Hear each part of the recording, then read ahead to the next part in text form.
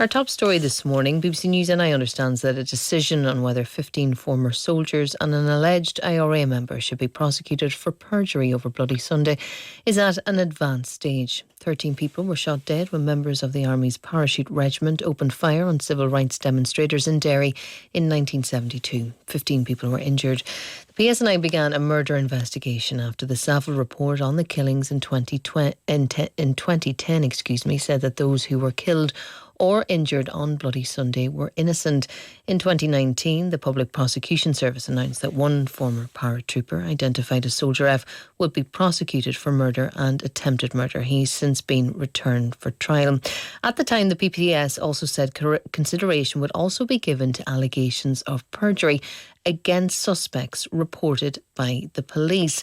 The North West Today programme understands that 15 former soldiers and one alleged former member of the official IRA are being considered in relation to this matter. We also understand the consideration is at an advanced stage and contact is currently being made with all of the relevant parties to make arrangements to notify them of the decisions. I've been speaking to Kieran Shields of Madden and Finucane Solicitors. He represents some of the Bloody Sunday families and he said they've been informed that a decision on prosecutions can be expected next week on April 18th. This encompasses a very long period of time. Specifically, the Widgery Tribunal evidence is very much important to this. The evidence that was provided to Lord Savile, where he concluded that soldiers had perjured themselves and that they had given knowingly untruthful accounts whilst under oath to the tribunal, but it also extends to soldiers who were involved in the systematic cover-up of what occurred on Bloody Sunday. So, as you say, it relates to both Widgery and Savile. How many soldiers are being investigated, and is it the same set for both inquiries, or what can you tell us about that? Well, we don't have a clear figure.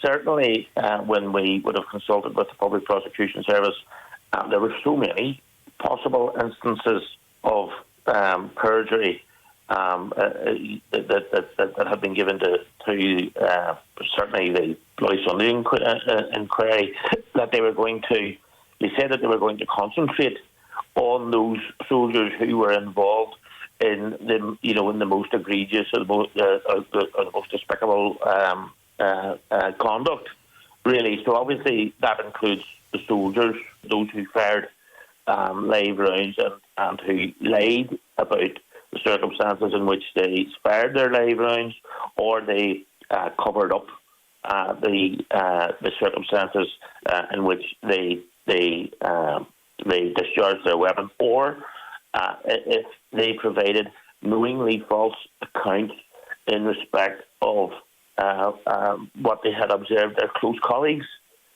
doing. What has the PPS told you now?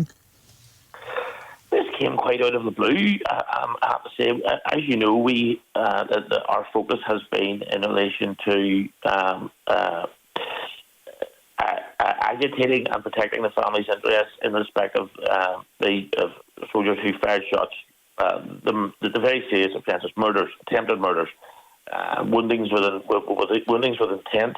At one stage, the PSNI said they weren't going to continue with their investigation. We challenged that successfully by way of judicial review. The families had been asking, well, what about the position in relation to